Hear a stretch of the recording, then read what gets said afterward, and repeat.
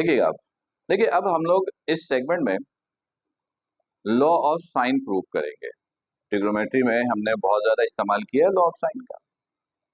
Law of sine ये है, इसको पहले मैंने मिटा दिया, जहां पे लॉ ऑफ कोसाइन था ये हटा दिया और ये फॉर्मूला मैंने हटा दिया, ठीक है, ताकि आपको डिफरेंसेस भी समझ में आए, लॉ ऑफ कोसाइन और लॉ ऑफ साइन में क्या फर्क है। देखिए law of sine, law of sine ये है ए ओवर साइन अल्फा बराबर है b over sine beta equal to c over sine in gamma. ये हमने बहुत यूज किया है, अब इससे प्रूफ करना है, तो गौर से सुनिएगा। ट्राइंगल बिल्कुल यही बनेगा, बिल्कुल कोई तब्दीली नहीं। ये ट्राइंगल हमने किसमें बनाया था, कोसाइन लॉ में, कोई तब्दीली नहीं करनी है। समझ में आ गई बात। तो वर्डिंग में भी कोई तब्दीली नहीं होगी, नहीं होगी, नहीं होगी। अब देखिए करना क्या है, अब इसको मिटा देते हैं, यानी यहां तक की चीज तो कॉमन है, यानी वर्डिंग, ये फिगर जो लॉ ऑफ कोसाइन में हमने बनाया था कोई तब्दीली नहीं। ठीक, अब ये सुनिएगा। अब लॉ ऑफ साइन में ना हम सिर्फ इस पॉइंट के कोऑर्डिनेट निकालेंगे, बस एक है, और कुछ नहीं निकालेंगे। किसके निकालेंगे, सिर्फ एक है। हर चीज का अपना एक प्रोसीजर होता है, हर चीज का अपना एक प्रोसीजर है, हमारी सहूलत इसी में है, तो इसलिए हम लोग उसी की हेल्प लेंगे। लॉ ऑफ कोसाइन के लिए आपको इन दोनों की जरूरत थी, लेकिन लॉ ऑफ साइन के लिए आपको सिर्फ उस पॉइंट के कोऑर्डिनेट्स की जरूरत पड़ती है जो अनसर्टेन पोजीशन पर हो, ना एक्स पर हो, ना वाई पर हो, ना ओरिजिन पर हो, तो एक ही है वो पॉइंट। तो सबसे पहले पॉइंट ए का कोऑर्डिनेट बताओ, कोऑर्डिनेट्स ऑफ पॉइंट ए, इधर देखिएगा, point A when point C is at origin. गौर कीजिएगा इस लाइन पे जो मैंने लिखा है, हम पॉइंट ए के कोऑर्डिनेट्स निकाल रहे हैं जब पॉइंट सी कहां पर है, ओरिजिन पर। सही है, तो वो तो अभी हमने निकाला था, क्या था, b cos gamma comma b sine gamma, यही था ना, अभी निकाला था। मैंने कहा था बी जो ओरिजिन से कॉस, ये वाला एंगल एक्स एक्सिस वाला, b cos gamma comma b sine gamma, वही लिख दिया आपने एज इट इज। यहां तक क्लियर है, ये तो पहले भी किया आपने।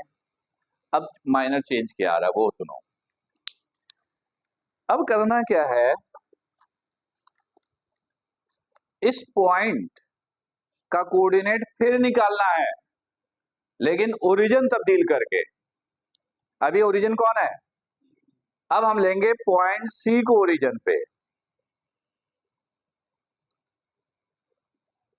यानी हमने कहा again coordinates of point a, फिर पॉइंट ए का कोऑर्डिनेट निकालेंगे, लेकिन when point b is at origin. अब ओरिजिन पे कौन है, पॉइंट बी। अब गौर से समझिएगा इसको,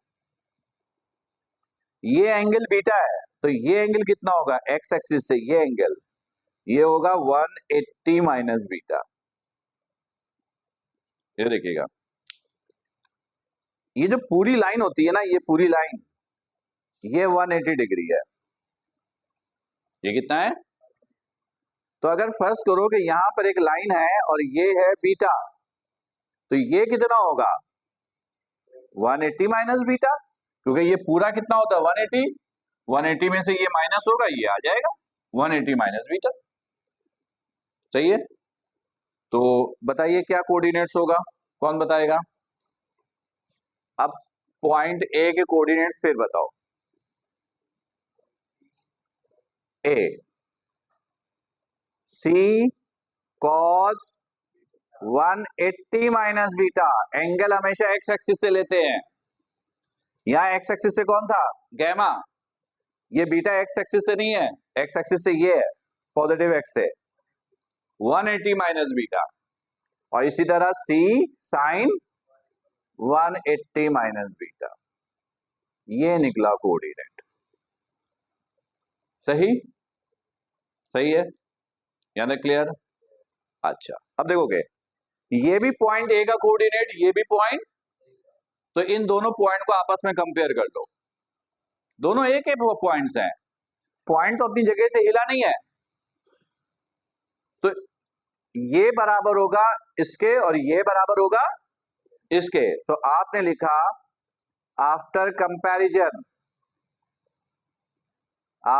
कंपैरिजन वी हैव, ये देखिएगा हम सिर्फ y को लेंगे क्योंकि लॉ ऑफ साइन का ताल्लुक y से होता है, तो b साइन गैमा बराबर हो जाएगा किसके, c साइन 180 माइनस बीटा के। देख लो, क्लियर है, ये इसके बराबर, ये इसके बराबर, ये लेने से हमें कोई फायदा नहीं है क्योंकि हमें प्रूफ करना है लॉ ऑफ साइन और इसका ताल्लुक हमेशा y कंपोनेंट से होता है, तो मैंने y वाले को बराबर ले लिया। अब सॉल्व करें, v साइन गैमा c, ये फॉर्मूला है sine alpha minus beta, sine alpha cos beta, minus है तो minus cos alpha sine beta, सही। b sine gamma c sine 180 calculator से निकाल लो, तो ये आया 0 cos beta, minus cos 180 calculator से निकाला -1, ये हो गया sine beta. b sine gamma c 0 multiply by this minus minus, ये रह गया साइन बीटा, 0 लिखने की जरूरत तो नहीं, b sine gamma is equal to c sine beta. अब और से देखिएगा, साइन बीटा मल्टीप्लाई इधर आकर डिवाइड, c साइन गैमा इधर मल्टीप्लाई इधर आकर डिवाइड, आधा हिस्सा आ गया, b ओवर साइन बीटा बराबर है c ओवर साइन गैमा। अब आप कर लीजिएगा सिमिलरली और से देखिएगा, b ओवर साइन बीटा बराबर है c ओवर साइन गैमा, तो अगर ये a होता तो क्या होता, साइन अल्फा, तो अब इसको अरेंज करके लिख लो। नाउ a पहले लिख लो, a over sine alpha, b over sine beta, c over sine gamma, तो ये है लॉ ऑफ साइन, राइट,